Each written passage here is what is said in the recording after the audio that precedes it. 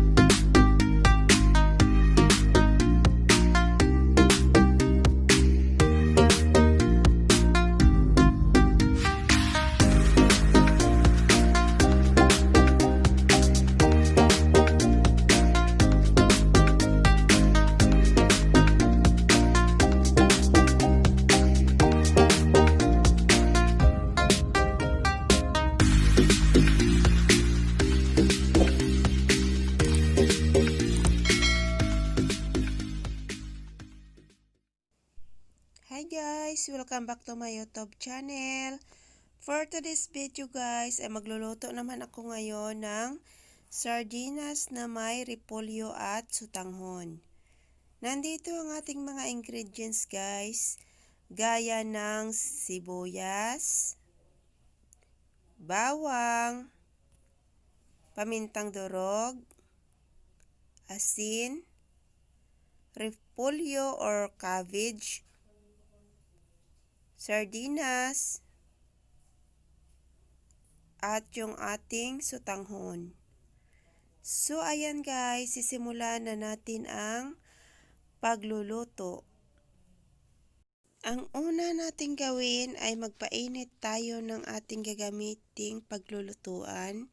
Kapag mainit na, maglagay na tayo ng mantika. Antayin ulit natin uminit ang mantika at kapag mainit na ito, pwede na nating isunod ang ating rekado.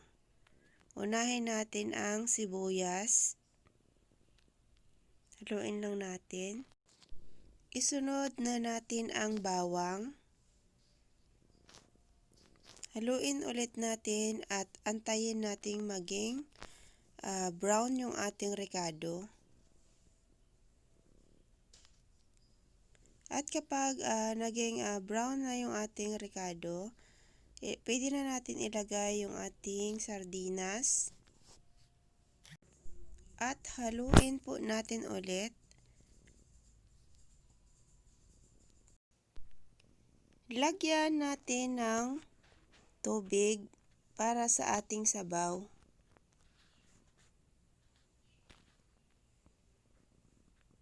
Dadagdagan lang ulit natin. 2 bowl po yung ang nilagay kong tubig guys, or mangkok, 2 mangkok.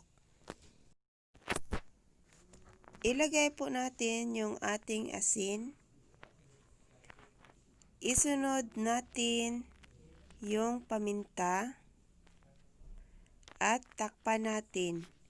Antayin lang po natin itong kumulo.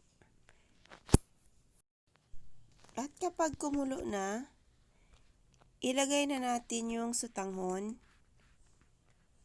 Haluin ulit natin. Takpan ulit natin. At iwan ulit natin ng 2 minutes. After ng 2 minutes, i-check ulit natin kung malambot na yung ating sotanghon. After 2 minutes, pwede na natin isunod yung ating cabbage.